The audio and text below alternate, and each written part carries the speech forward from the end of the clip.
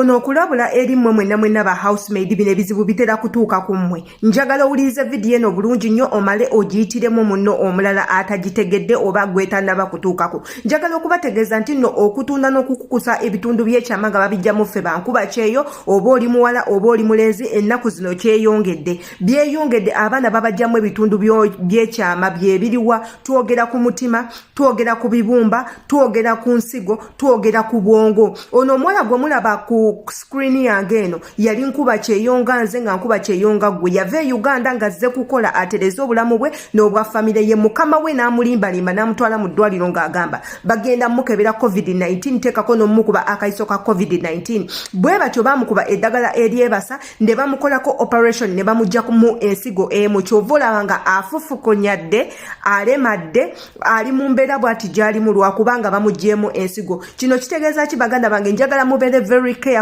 nnyo nga gwe mukama wo bw'atakwesiga naawe beera nga tomwesiga. Ebintu ebimu bw'olaba nti nno bikosa bulamu bwo nga bigenda twala mu bulamu bwo weekubire omulanga mu bwangu ddala. Bino bye basiiba babakolako kubaggyako omusaayi kubatezaataza mu ddwaliro n'ebintu ebirala. Buuza aski omubuuze lwaki muntwala nnyo mu ddwaliro kiki?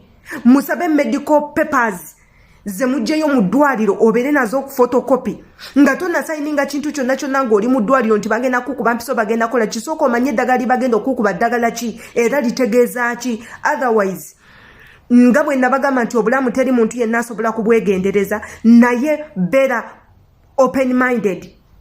Beera open minded ffe tubiraba n'otuukayo mu ddwaliro musawo muno n'akutemyako n'akugamba don't sign these papers.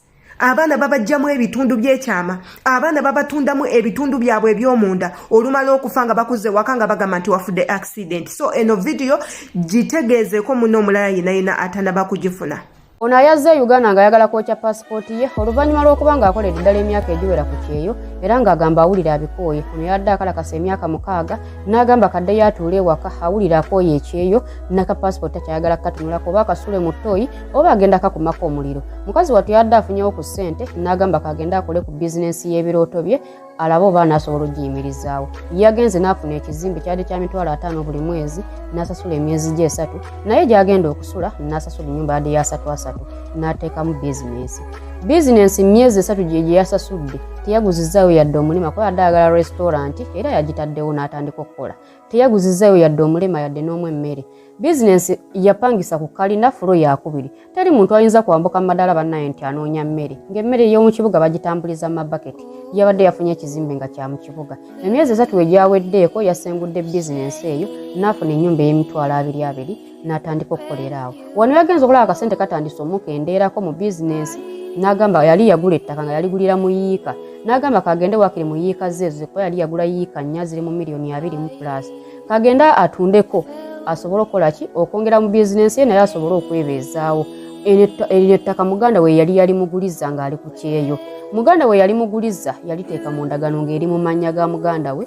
Ono yaddayo ne bakyusa endagaano ettaka eryo lyakyapa. Ono omuwala yalina okugoba ku byekyapa yagamba kansooke nfune endagaano ekyapa nja kigobako oluvannyuma. Mukazi wattu yagenza okutuuka ku ttaka nga kuliko n'abaliriko bye balimye binaatera n'okukungulwa. N'ababuuza ettaka lyange ate mulikolako ki ne bamugaya ettaka twaliguze. So muganda we yamuyita emabega n'agenda n'asasula chairman ssente n'aleeta eri endagaano enkadde n'addamu n'atunda ettaka lino era munene ne baligula ono ayaligula n'agoba ne ku kyapa ye n'akifuna. Mukazi wattu yakubidde muganda bwe essimu n'amubuuza biki bye wakola ettaka ate walitunda ttaka lyange.